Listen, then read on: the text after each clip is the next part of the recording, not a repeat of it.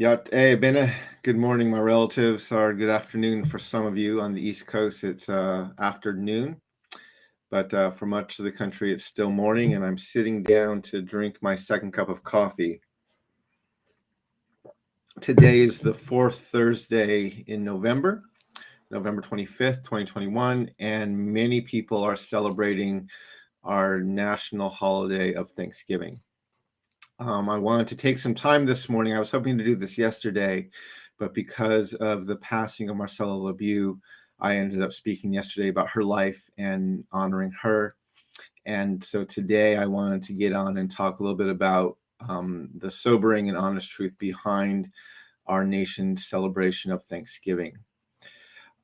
Before I begin, let me do as I always do by acknowledging the people whose land I'm on. So I moved from Washington, D.C., from the Navajo Nation with my family about 6 years ago. And the D.C. area is the traditional land of the Piscataway. And so I want to honor the Piscataway as the host people of these lands. I want to thank them for their stewardship of the lands. And I want to just state how humbled I am to be living on these lands today. Over the past several weeks, I have been doing a lot of discussion and talking about Thanksgiving. As you've seen, I've been sharing on social media. One of the first events I did was an event at Gordon College, and this was a few weeks ago, where I talked about my own story of Thanksgiving. The title of that event was Who Belonged at Uncle Sam's Table? And there were 8 panelists there, and we were all asked to reflect about our family's tradition of celebrating Thanksgiving.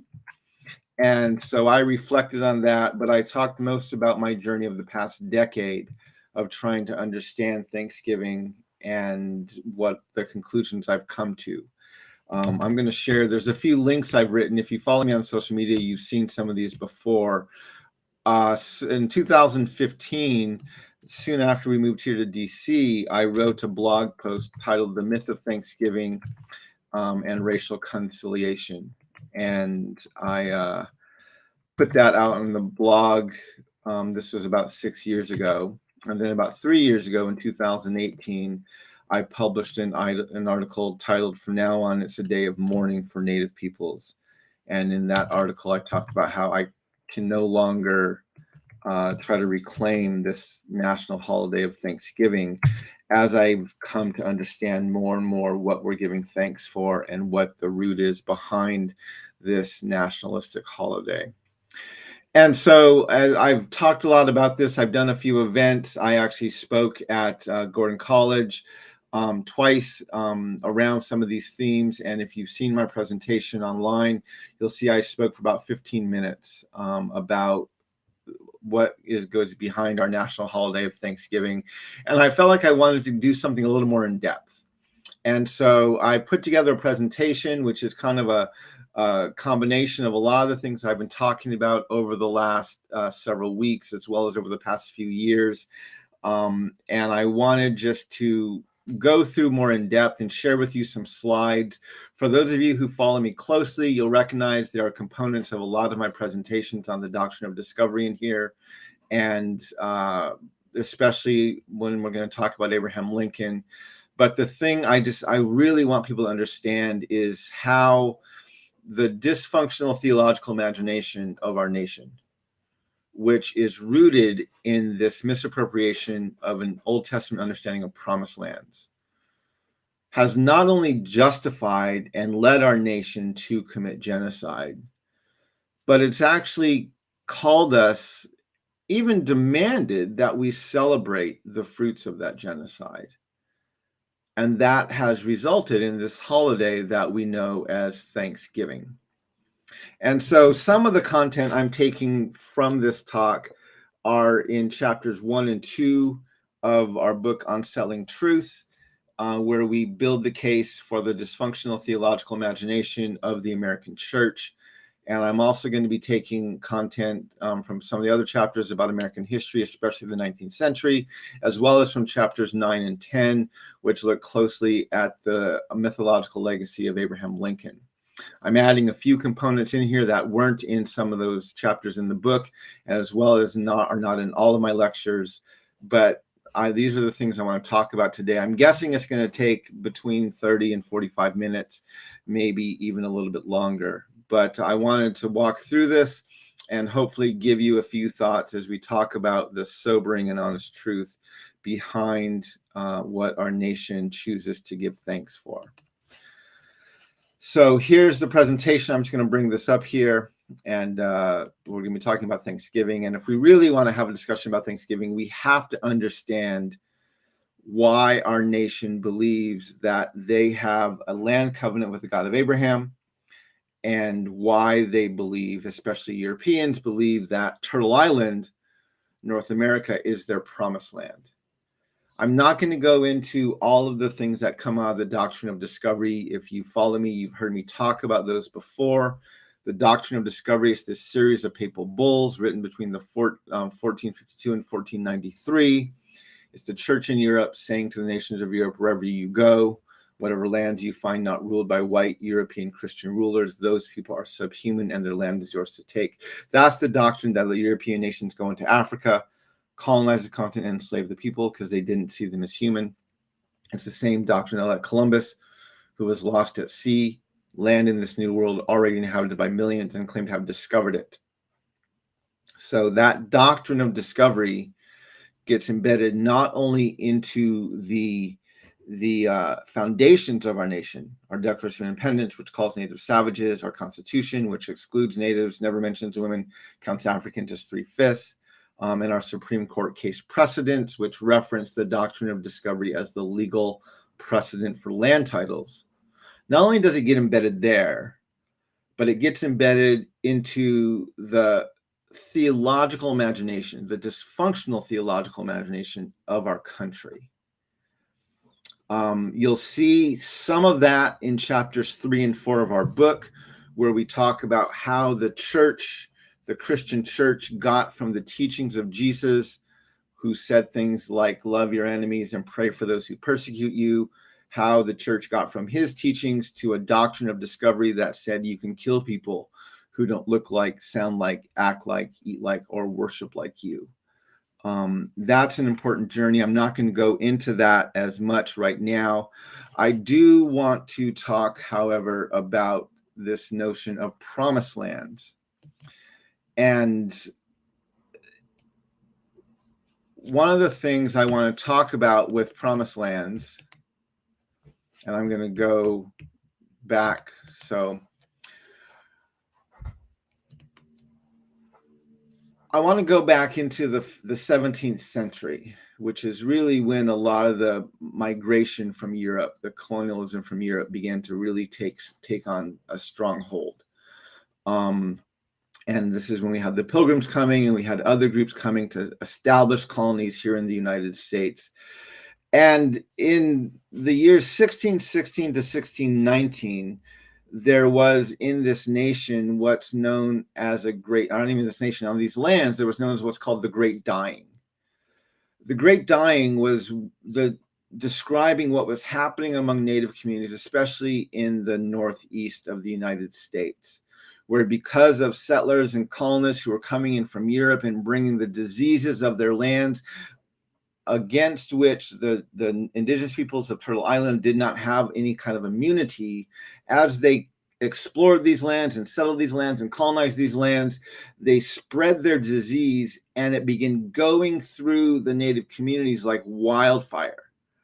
And in 1660 to 1690, hundreds, even thousands of native peoples died in mass numbers, leaving decimated entire villages and native nations and tribes, and leaving lands barren and empty.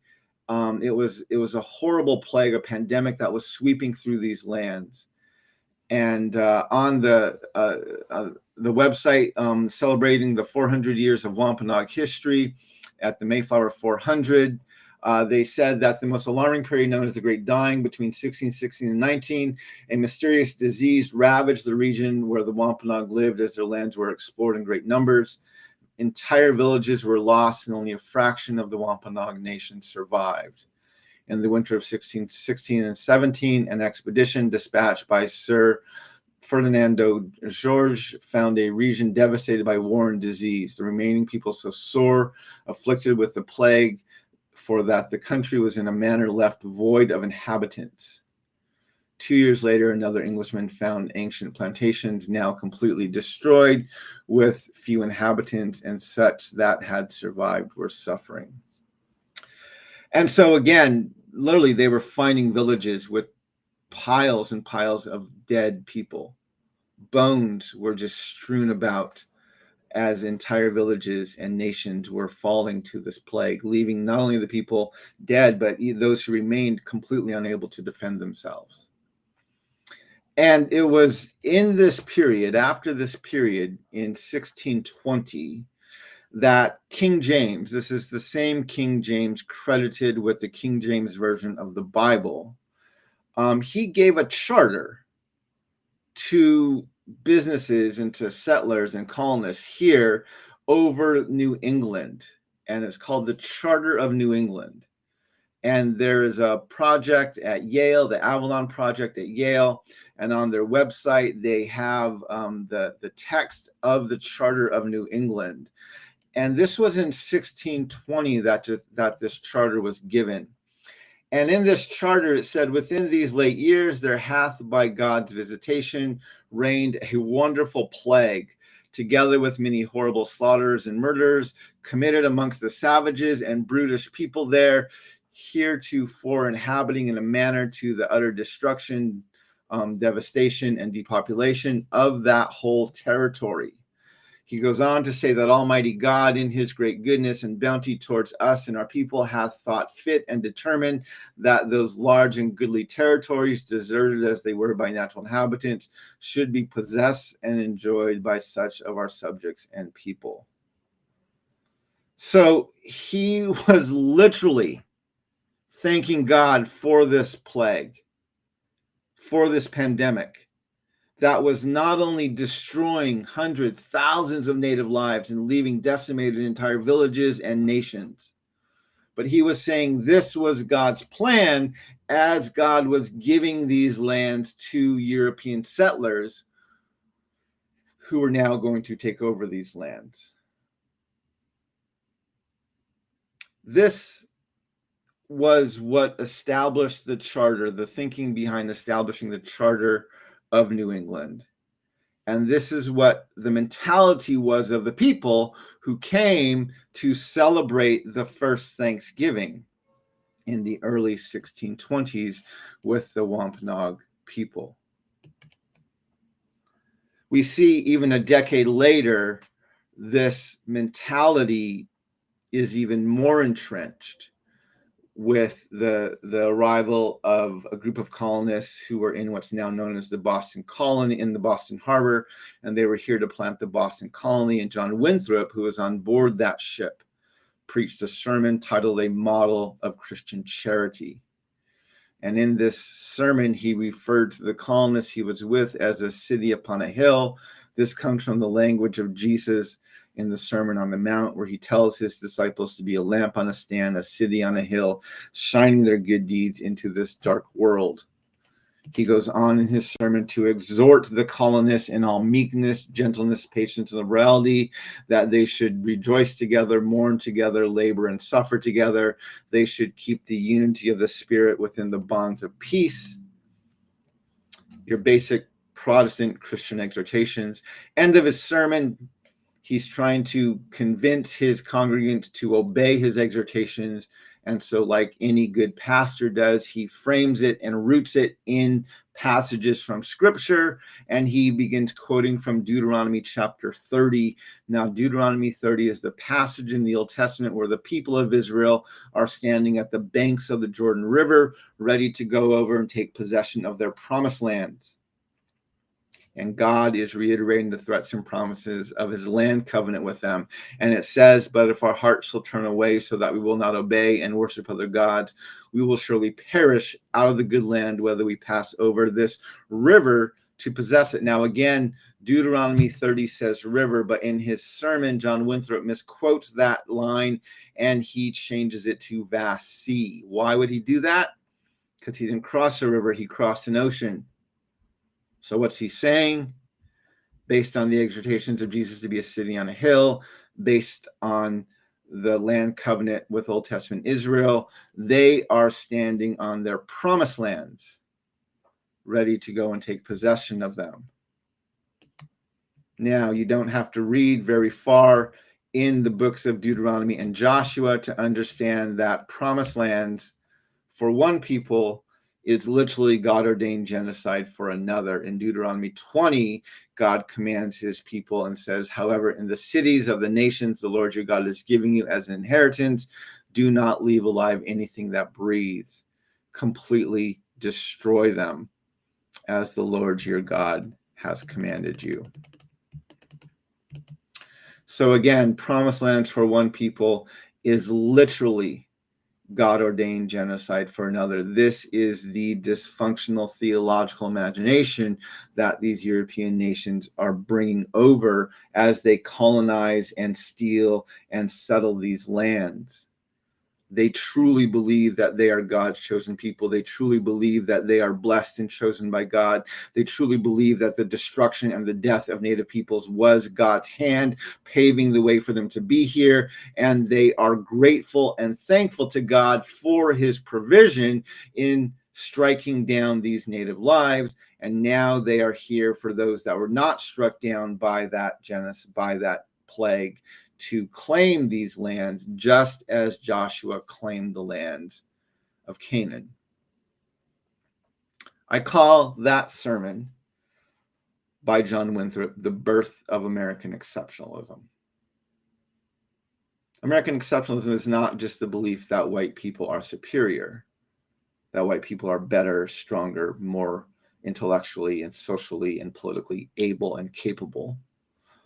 It's a belief that white people are favored by God, that they have a land covenant with the God of Abraham, that they are God's chosen people. Again, this is a part of the dysfunctional theological imagination that white people claim as they write their doctrines of discovery and as they go out and colonize and commit genocide on lands, not only here in North America, but literally around the world. In Turtle Island, this myth of American exceptionalism percolates for about 100 years. Remember, it was 1640 that John Winthrop preached that sermon, 1630, I mean. End of the 1700s, middle of the 1700s, our nation, the colonies begin expanding westward. They go past the Appalachian Mountains. They go past the Mississippi River. End of the 1700s, there's the Second Great Awakening. There's a growth in churches, this renewal of denominations. There's this religious fervor as this nation is going further and further west. If you don't believe me, read the proclamation of Thanksgiving by president throughout this period, and you will see that they are thanking God for their military and for their strength. And then in the early 1800s, we have this notion of a manifest destiny being very clearly articulated. The belief that white Europeans had the God-given right to rule these lands from sea to shining sea. Just to help you understand that this is not just history, this is still the way our country thinks about itself. American exceptionalism has become one of the most unifying themes in American politics. Many presidents from the left and the right will refer to this nation as a city upon a hill. Again, taking from John Winthrop's sermon. And in 2015, Benjamin Netanyahu, the Prime Minister of Israel, was here in the United States, and he was lobbying against the Iran nuclear deal that the Obama administration was negotiating. And he spoke to a joint session of Congress. That Congress back then, just like today, was very partisan and completely divided. Again, going back to our very simplistic two-party system that turns everything binary and just leads to obstructionism, just like children playing in a playground who don't know how to share. That's our two-party system, but never the matter. nonetheless, he's speaking to this two-party system and looking for a way to unify them. And he hits on one of the most unifying themes in American politics, which is the myth of American exceptionalism. And he says to our Democratic and Republican Congress members and senators, because America and Israel, we share a common destiny, the destiny of promised lands, to bipartisan applause. See, the modern nation state of Israel and the United States of America have an incredibly dysfunctional, codependent relationship that really has very little to do with freedom or equality. We have this dysfunctional, codependent relationship wrapped around this misappropriation of promised lands. We need the modern nation states of Israel, Old Testament's legacy of promised lands, to justify what we did to Native Americans and African people. And the modern nation state of Israel needs our flourishing as a nation with a manifest destiny to justify what they're doing to Bedouins and Palestinians. We have an incredibly dysfunctional, codependent relationship with the modern nation state of Israel. Has very little, if anything, to do with freedom and equality. It's about justifying oppression, and in our case, genocide. So now that we have God's permission to commit genocide, we have to reframe how we look at our history, and I want to talk specifically about the 19th century. The 19th century is the century that in history you were taught was our century of expansion. It was the century we added 30 new states to the Union. It was the century in which we completed our manifest destiny. I made this chart from 1775 to 2016. I made this a few years ago. I put in blue every year that I could find our nation was in a declared state of war or armed military conflict against another nation or entity.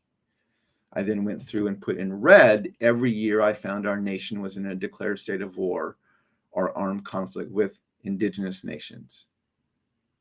So you can see from 1811 to 1886, we have almost 75 straight years of warfare against Native nations. These are just a few of the wars we fought during that period. Clearly, this is not a period of expansion. This is a period of ethnic cleansing and genocide. It's during this period that we passed the Indian Removal Act.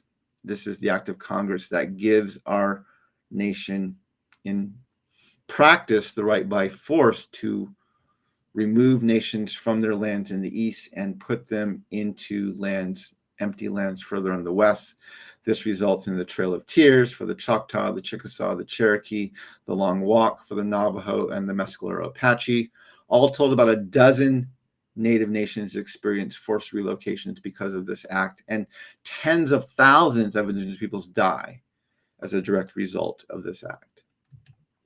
In 1862, we have the largest execution in the history of our country with the hanging of the Dakota 38.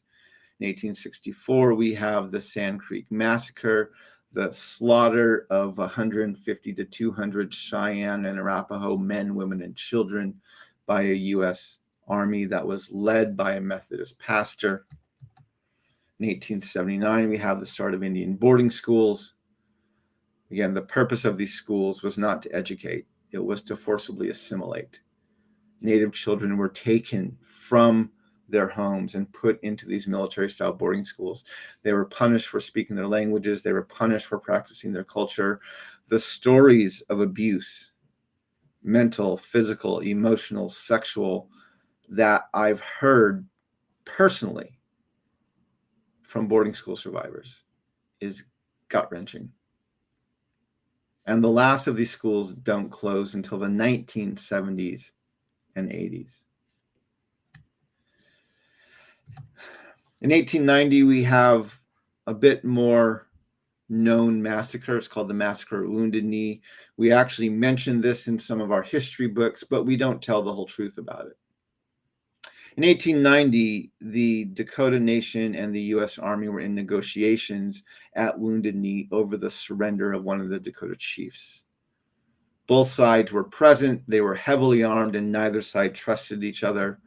The Army, U.S. Army, had up to 4 of these Hotchkiss cannons that were there. They were these large military cannons. They shoot several rounds a minute. They're accurate up to a few hundred yards.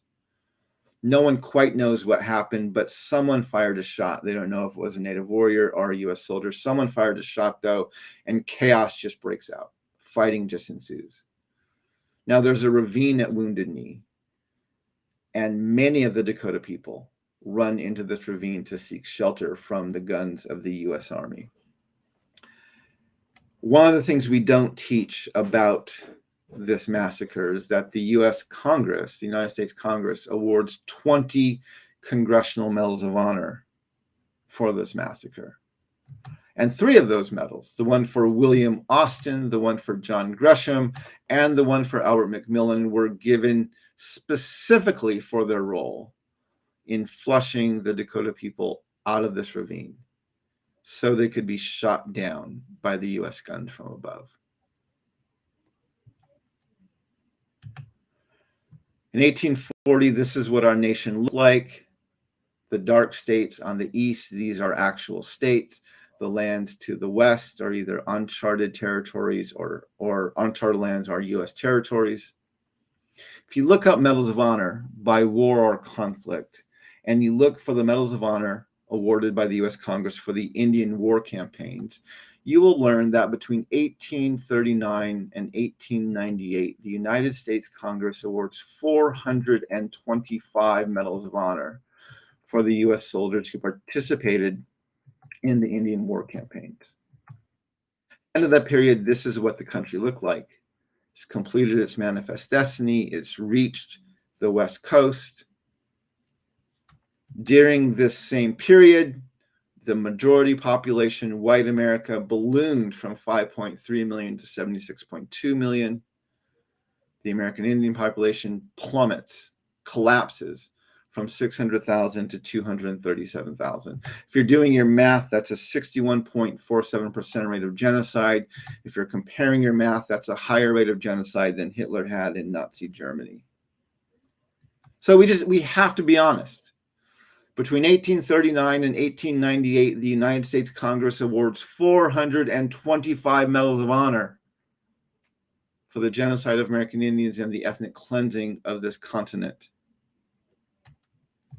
It was so bad that in 1451, Peter Burnett, who was the first governor of California, he was giving his State of the State address. California jumped from, it was the only state to go directly into statehood. It didn't even become a territory for us because of the gold rush of 1849. And during that gold rush, we saw the settlers and the people exploiting this gold and exploiting the land and colonizing this land, just decimate the native population there. And it was so bad that in his State of the State address, Peter Burnett said that a war of extermination will continue to be waged between the races until the Indian race becomes extinct must be expected. While we cannot anticipate this result, but with painful regret, the inevitable destiny of the race is beyond the power or the wisdom of man to avert. He's not saying famine's broken out and we can't feed these people, nor is he saying disease has struck and we can't stop its spread. He is saying we cannot stop killing these people until we complete our manifest destiny. And again, this is right in line with the dysfunctional theological imagination of Western Europe and white America. In Joshua 10, verse 40, it says, "So Joshua subdued the whole region, including the hill country, the Negev, the western foothills, and the mountain slopes, together with all their kings. He left no survivors. He totally destroyed all who breathed, just as the Lord of God of Israel had commanded." This dysfunctional theological imagination that results in this misunderstanding of promised land leads our nation to not only commit genocide, but to celebrate it. Now you're thinking, well, Mr. Charles, you've shown us how we've committed genocide. You have not shown us conclusively how we celebrate it. And you're right. maybe 425 medals of honor awarded by the United States Congress for the ethnic cleansing and genocide of Native peoples is not conclusive enough to demonstrate to you how deeply our nation celebrates the genocide it was committing. So let's talk about Abraham Lincoln. He is one of the most celebrated, revered presidents in United States history. We have 2 chapters in our book Unsettling Truth discussing the legacy of Abraham Lincoln. And one of the challenges we point out as we lead into that discussion is that what we know about Abraham Lincoln is largely a mythology. And the reason that is because the United States of America has never lost a war that matters. We've never given up significant lands. We've never been disarmed. We've never been invaded. We've never had a regime change. We've never bore the scorn of the global community. We've won every major conflict we've been involved in since the beginning.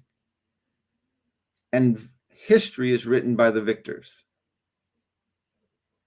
So the United States of America has largely, for its entire existence, written its own history. And that's resulted in us not understanding who we are, what we stand on, or even, for that matter, what we did. Think about this. Just do a little mental exercise for a moment. Imagine for a moment, had Nazi Germany won World War II. Imagine, what would their history books say about Adolf Hitler? Well, he'd be their greatest leader ever, right? What would their history books say about the Holocaust? Well, we have Holocaust deniers today. Imagine if they won the war. What Holocaust? There was no Holocaust. When the victors get to write the history, and that goes unchallenged, and if you don't believe our nation doesn't challenge and defend its right to write its own history, look at the absolute chaos that is centered around the issue of critical race theory right now. Right? The 2 components of critical race theory that terrify white America, especially white evangelicals, is A, critical race theory is the history told by the marginalized. Right? When the victors write the history, they get to center their story. They get to frame it how they want. The thought of having the marginalized, the people oppressed, the people who lost these wars, write that history is terrifying, because it could potentially expose the myths and the lies that gets written into the history books. Second, the critical race theory assumes that the racism and white supremacy is systemic. And the United States of America, and like all Western culture, is hyper individualistic. And one of the benefits of it being hyper individualistic for the mythology it's constructed is that it gets to blame the problems on a single person or a single entity. And it allows white people today to claim they don't have a racist bone in their body. And that may be true, because in our society today, you don't actually have to be racist or white supremacist to benefit from it. The system does it for you. The courts do it for you. The economy does it for you. So you may lament the disparity, but you can still benefit from it. You can still get the fruit of this white supremacy and racism and still claiming I don't feel racist. And in fact, just to protect even more, they call it white privilege. It's one of the reasons I don't use the word white privilege. White people do not need to be told the benefits they have is just a blessing they have to learn how to share. It's not a blessing.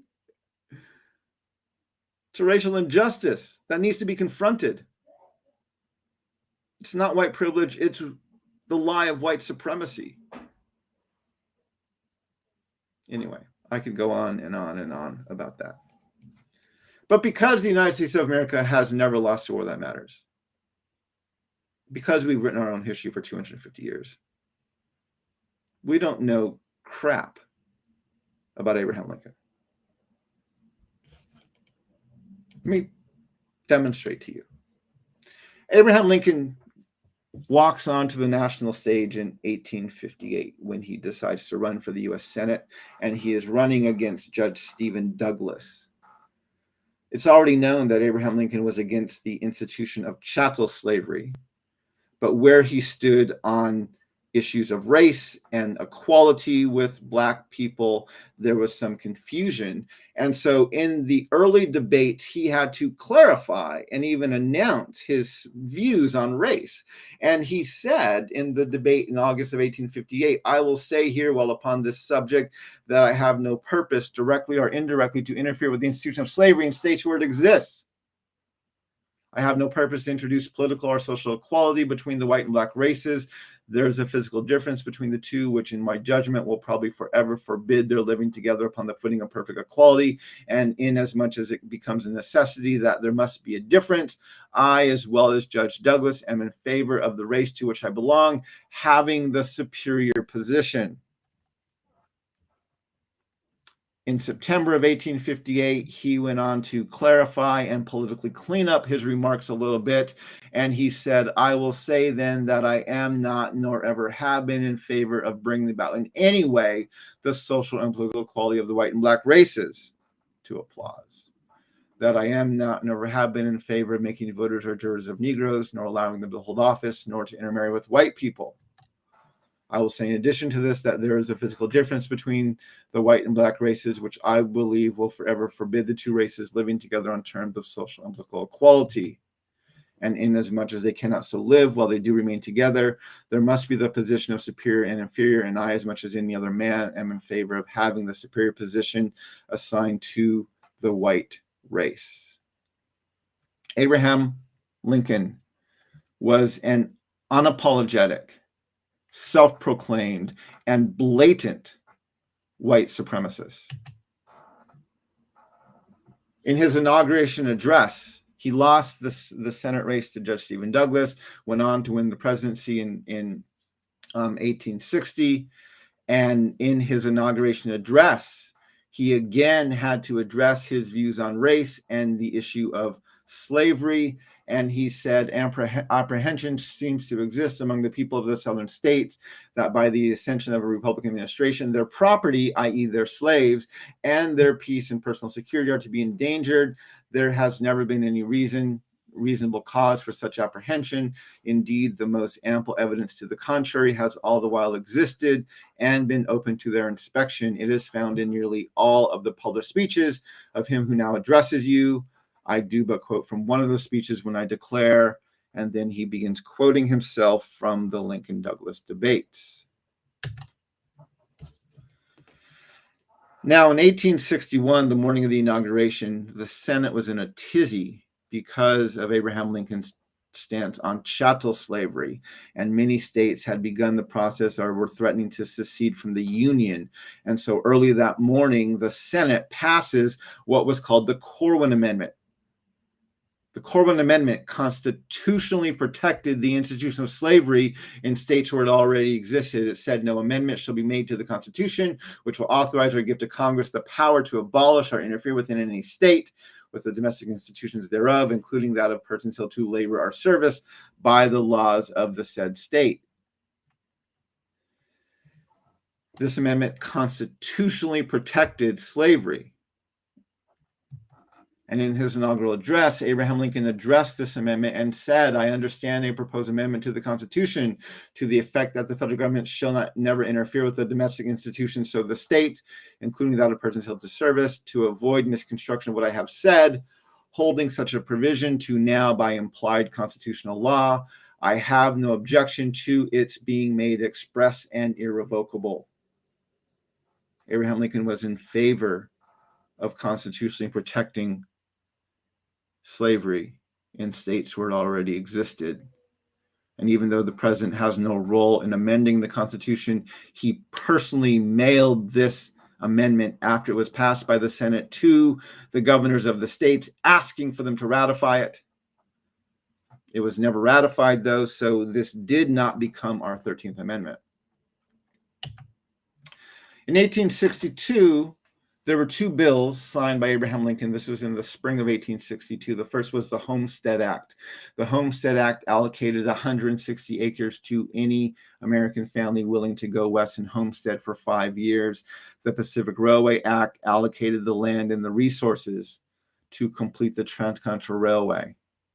It had reached Omaha, Nebraska, and this would get it all the way to the Pacific Ocean.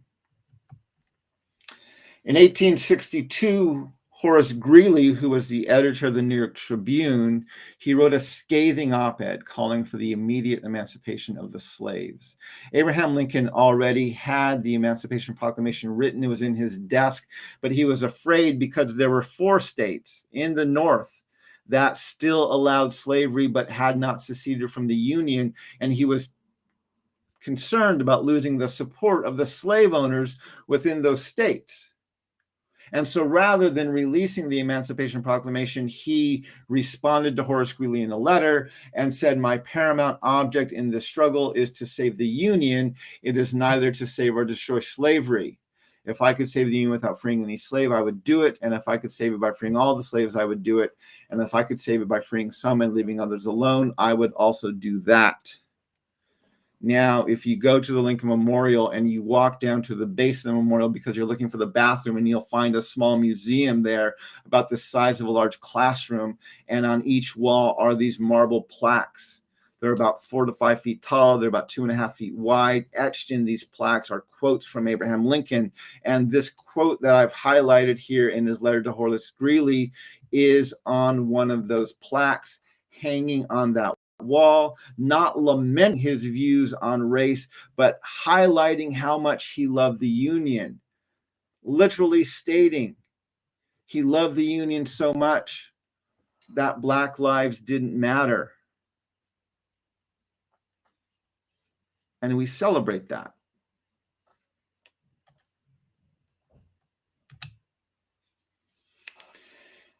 In the fall of 1862, there was a pretty bloody war between the Dakota and the settlers in Minnesota.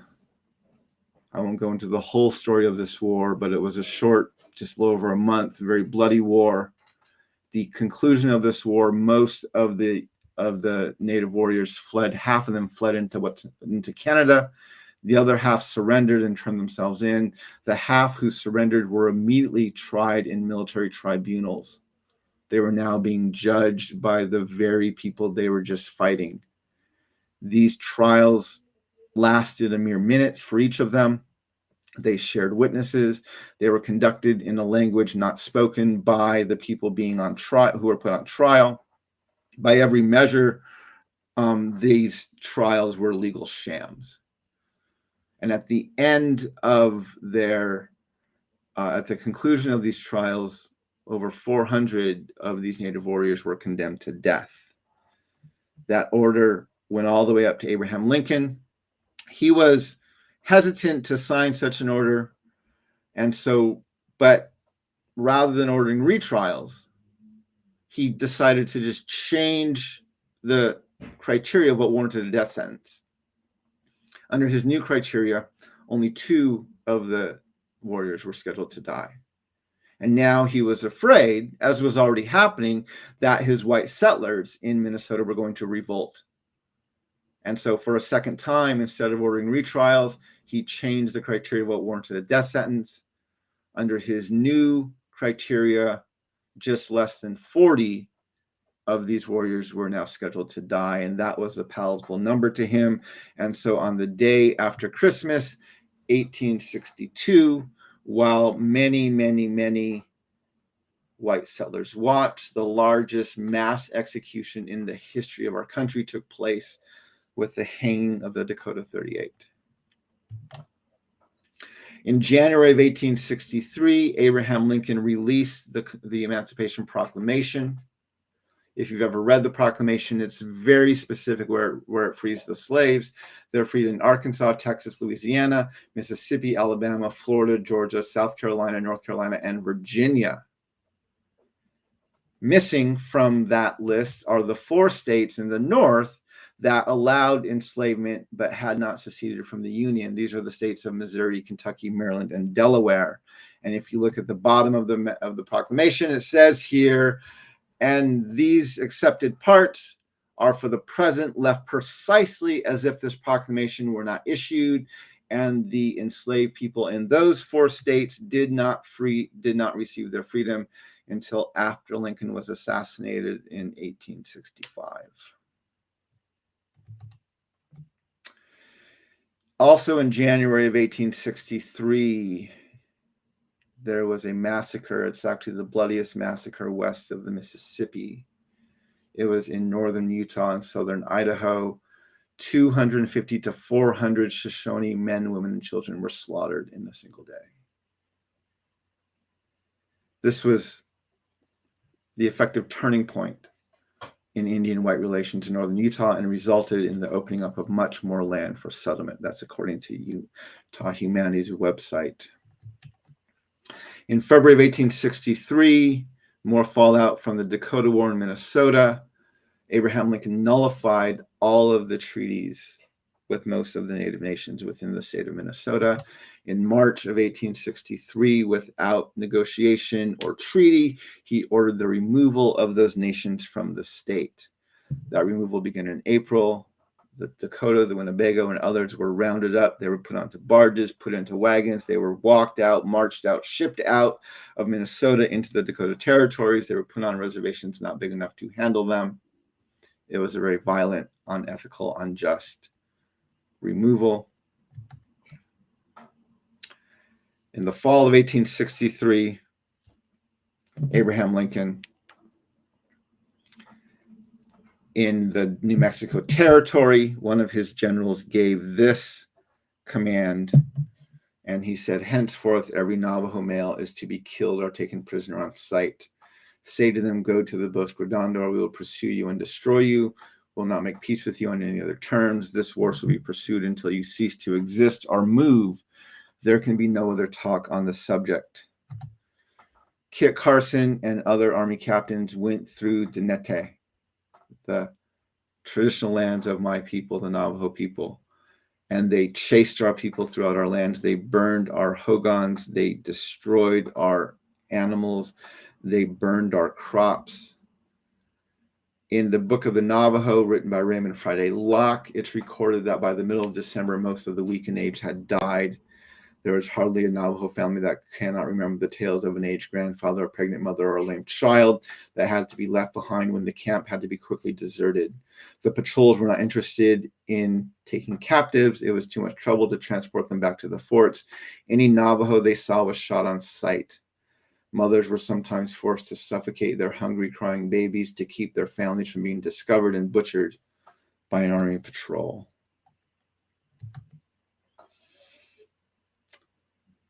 In early 1864, this order was signed creating Bosque Redondo, which they called a reservation. Nearly 10,000 Navajo and Apache, Mescalero Apache men, women, and children were forcibly marched to Bosque Redondo. Hundreds of our people died of starvation and exposure along this walk, and a quarter of the people died in the conditions at what can only be called a death camp. In the book, Bury My Heart at Wounded Knee, D. Brown writes, it was a wretched land, they said. This is about Bosque Redondo. The soldiers prodded them with bayonets and herded them onto adobe walled compounds where the soldier chiefs were always counting them and putting numbers down in little books. To shelter themselves from the rain and sun, they had to dig holes in the ground, in the sandy ground, and cover and line them with mats of woven grass. They lived like prairie dogs in burrows. It was a bad place, and although escape was difficult and dangerous under the watchful eyes of the soldiers, many were risking their lives to get away. You can see that this reservation, this death camp, was personally approved by Abraham Lincoln. In his annual message in 1863, Abraham Lincoln stated that 1.4 million acres were taken up under the Homestead Law. In the spring of 1864, Abraham Lincoln signed the second half of the Pacific Railway Act. This act doubled the amount of land and resources available for to complete the Transcontinental Railway. It also gave the railway companies the mineral rights to the land, which gave them another financial incentive to complete the transcontinental railway. In 1864, this is in November, about 200 Cheyenne and Arapaho men, women, and children were slaughtered in a single day. See, the U.S. Army in the U.S. government in the 1850s signed a treaty with the Cheyenne and Arapaho, allocating much of eastern Colorado as their treaty lands, their reservation. However, the Colorado Gold Rush happened in the 50s, and this land was now overrun by prospectors and settlers and colonists. And so just before Lincoln came into office, they negotiated another treaty which reduced the size of their reservation down to about 1/15 or a small percentage of what it used to be. On November 29 of 1864, the Cheyenne and Arapaho were on their treaty land. They were waving a white flag of surrender and an American flag to show that they were there peacefully. And this U.S. Army, led by this Methodist pastor, comes over the hill. He sees them. Most of the warriors are out hunting, and so it's mostly men, women, and children in the camp, and he orders all of them slaughtered. It's later reported that the U.S. soldiers in celebration paraded the genitalia of these Cheyenne and Arapaho people down the streets of Denver. In 1865, one of the most important pieces of Abraham Lincoln's legacy is put into motion, which is the 13th Amendment. However, you have to understand the 13th Amendment, right? Again, most people, Abraham Lincoln has already stated that he had no intention of making voters or jurors of Negroes or allowing them to hold office. He was against chattel slavery, but he did not by any stretch of the imagination believe that white people and black people were equal. And he did not want to allow people of color to become full citizens within the Union. So as president, he had a problem. What does he do if they emancipate the slaves, if they free the slaves, if they abolish slavery? What do they do with all these black people and other people of color?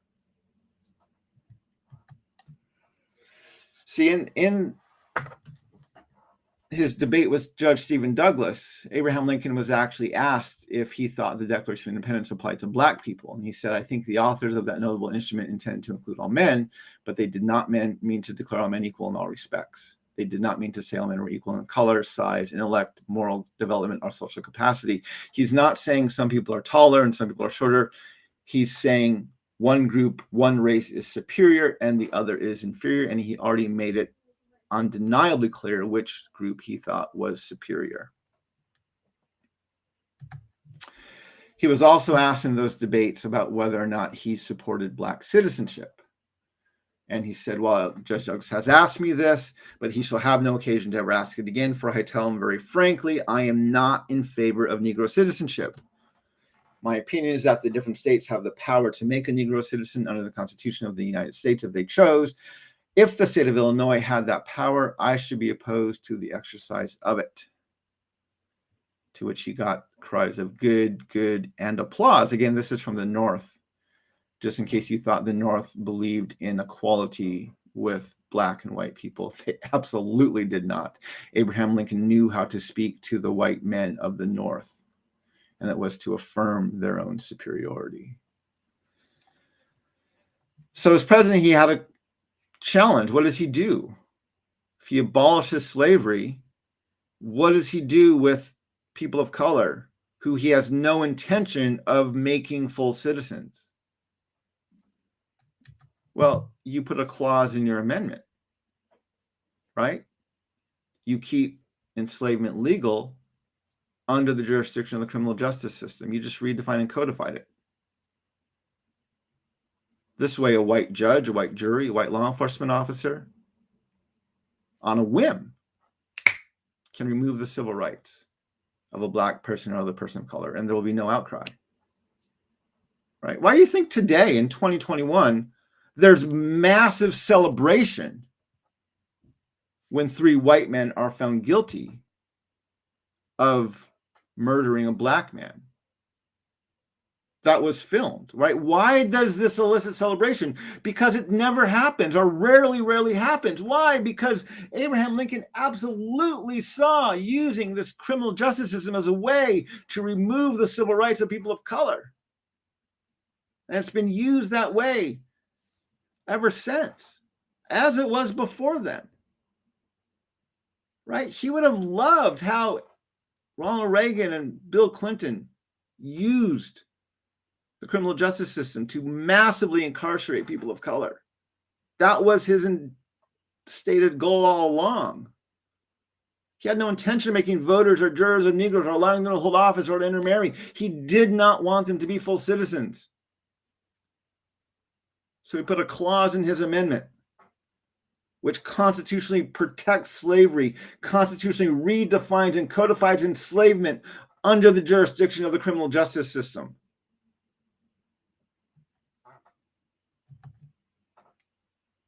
Again, no surprise, we have the highest incarceration rate of any country in the world, and no surprise we incarcerate people of color at 3 to 5 times the rate we incarcerate white people. In his annual message in 1864, Abraham Lincoln states that 1.5 million acres were entered in under the Homestead Law, and the great enterprise of connecting the Atlantic with the Pacific states by railway and telegraph lines has been entered upon with a vigor that gives assurance of success. Let's discuss that vigor for a moment. This is a map of the United States with several of the routes of the Transcontinental Railway outlined on it. The primary route had reached Omaha, Nebraska, and was going to go through northern Colorado, southern Wyoming, northern Utah, Nevada, and come out near San Francisco. There was another route that went from Duluth, Minnesota, through Minnesota, North Dakota, Montana, Idaho, and comes out near Seattle, Washington. And then there's a southern route that goes to the territory of New Mexico and Arizona and comes out near Los Angeles, California. After the removal of the Dakota and Winnebago from Minnesota, after the Sand Creek Massacre and the removal of the Cheyenne Arapaho from Colorado, after the Long Walk and the removal of the Navajo and Mescalero Apache from the territories of Arizona and New Mexico, and after the Bear River Massacre and the removal of the Shoshone from Utah and Idaho, Abraham Lincoln has literally ethnically cleansed the 3 primary routes of the Transcontinental Railway, making him one of the most ethnic cleansing and genocidal presidents in our nation's history. This was the vigor and success that he was talking about in his annual message in 1864.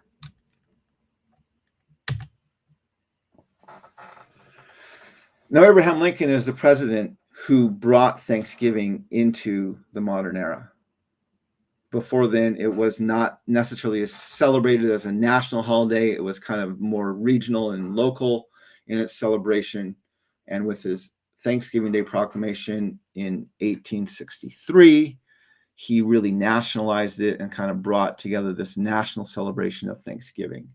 And if we read his Thanksgiving Day proclamation in 1863, he wrote that needful diversions of wealth and of strength from the fields of peaceful industry to the national defense have not arrested the plow, the shuttle, or the ship. The axe has enlarged the borders of our settlement, and the mines as well as of iron and coal, as of the precious metals, have yielded even more abundantly than heretofore. Population has steadily increased, notwithstanding the waste that has been made in the camp, the siege, and the battlefield, and the country, rejoicing in the consciousness of augmented strength and vigor, is permitted to expect continuance of years with large increase of freedom. No human counsel hath devised, nor hath any mortal hand worked out these great things. They are the gracious gifts of the Most High.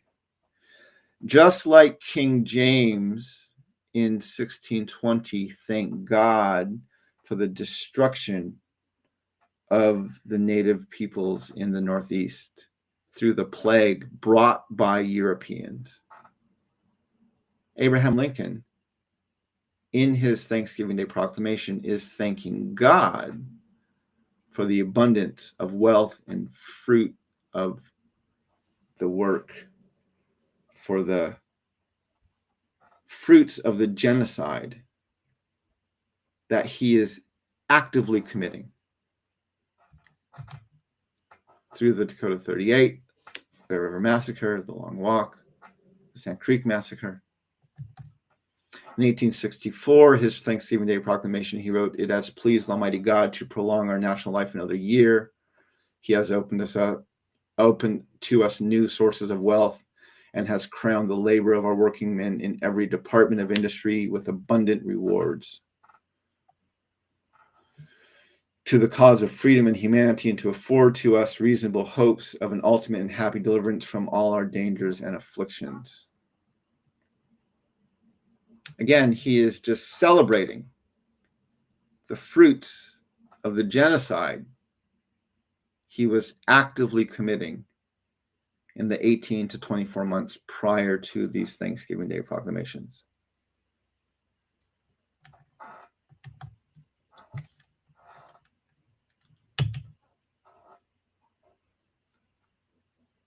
There's a reason why the myth of American exceptionalism is such a unifying force within our country.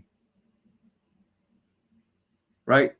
White America has to cling to this myth that not only are they superior, but they are chosen by God. They have land covenant with the God of Abraham, and Turtle Island is their promised lands. Therefore, they are justified for the genocide, ethnic cleansing, and enslavement that they're standing on. If white America does not claim this myth of exceptionalism, then they are just another ethnic cleansing, genocide, colonial nation that's never been held accountable. And that thought is unthinkable to white America. And so it's rooted, its National Day of Thanksgiving, in this mythology, into this dysfunctional theological imagination of promised lands,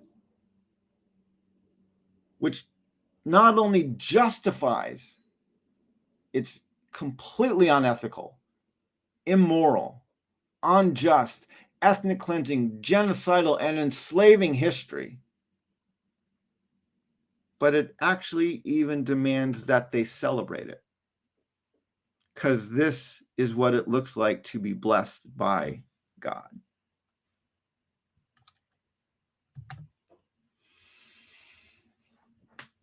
American exceptionalism is the coping mechanism for a nation that's in deep denial of its genocidal past, as well as its current racist and sexist reality.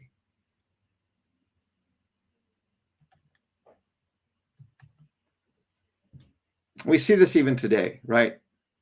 You've heard me talk about the 2016 election, and 2020 was no better. Donald Trump was running again to make America great again, to keep America great. Joe Biden, who actually won the election, had a better selling point, and he wanted to restore the soul of America. They both agree our past, our history, our foundations, even our military is great. They both agree in the myth of American exceptionalism that not only states Americans are superior, but that we are favored by God. Now, maybe you're thinking, well, we see that in President Trump, right? We all have this image burned in our minds of the violent clearing of the space in front of the White House so that he could walk in front of the church and hold his Bible upside down.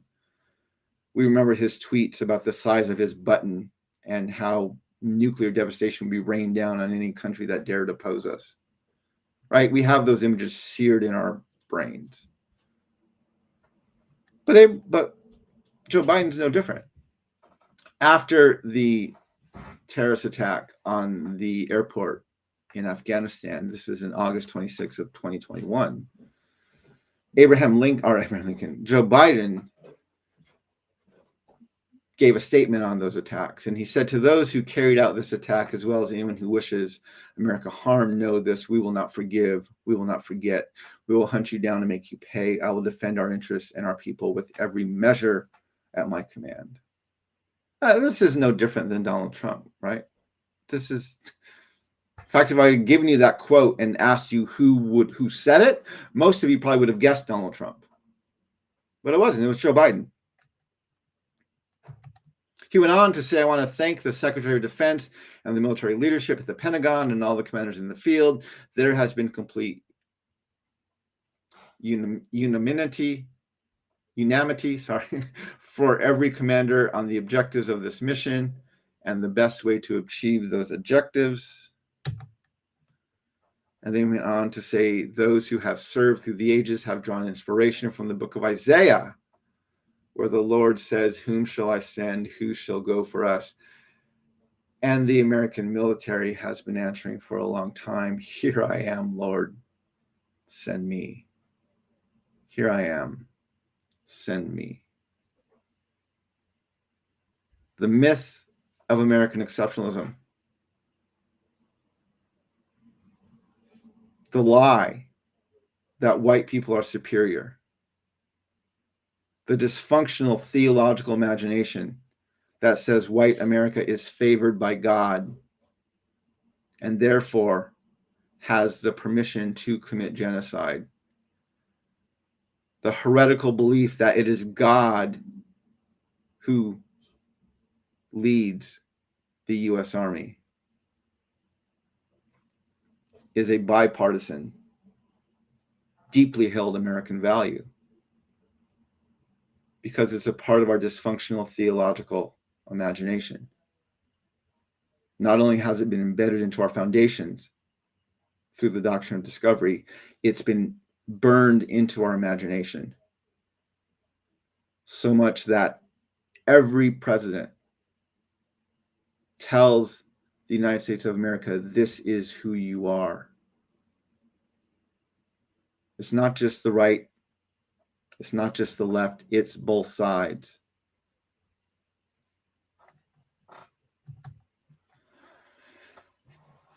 One of the quotes I love to point back to is this quote that was used by George Erasmus when he was writing about the Truth and Reconciliation Commission in Canada.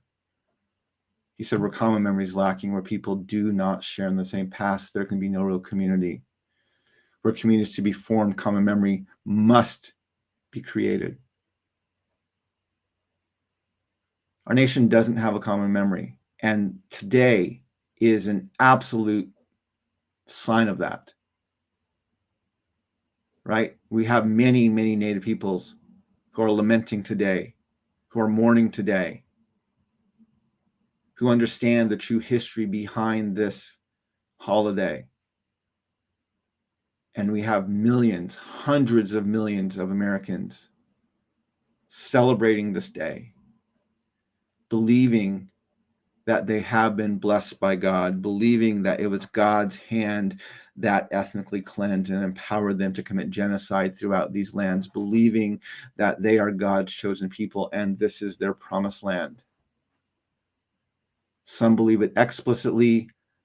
Everyone believes it implicitly. And we don't have a common memory.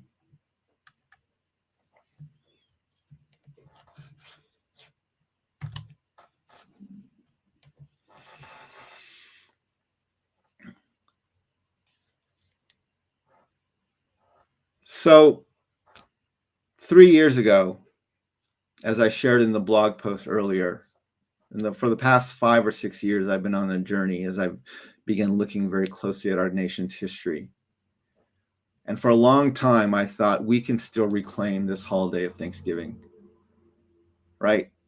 What can be hurtful or harmful about thanking God, thanking Creator, about being grateful? And for many years, I tried to reclaim this holiday.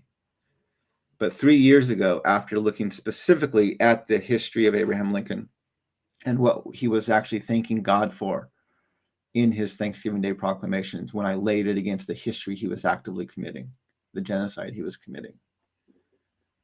I concluded, I'm like, yeah, we can't keep doing this, right?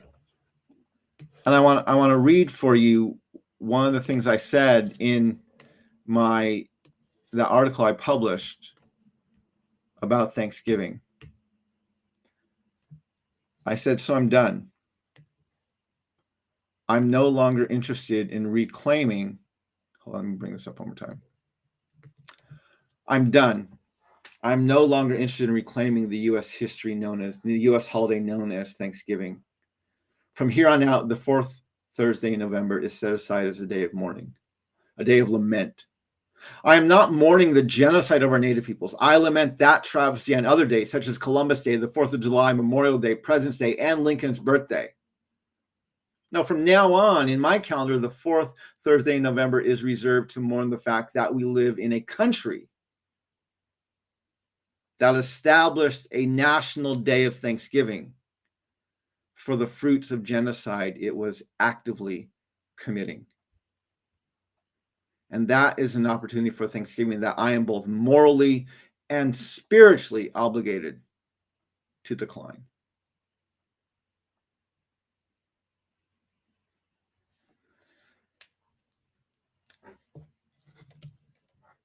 I hope this has been helpful for you, my relatives. I know this is hard to talk about these things, especially on Thanksgiving Day itself. But if we don't learn how to wrestle with the deeply unsettling truths of our nation's history, if we don't learn how to identify the dysfunctional theological imagination and show how destructive that has been throughout our nation's history, if we continue to try and reclaim and tell ourselves our history was great and we just have to redeem it, we are never going to be able to get past this. We are never going to be able to move forward.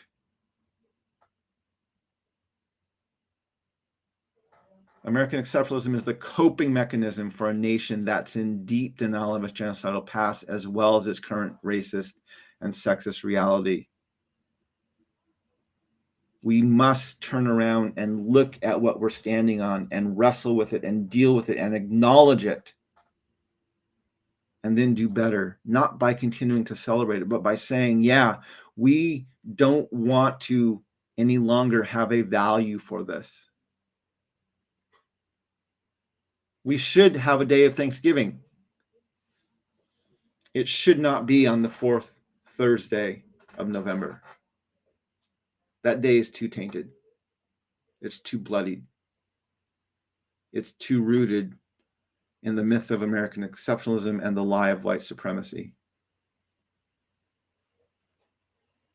So I want to encourage all of you, my relatives, to join me today in declining this opportunity for Thanksgiving. My relatives, I hope this has been helpful. I welcome you to continue wrestling with these things. I welcome you to continue following me on social media. I welcome you to engage with this.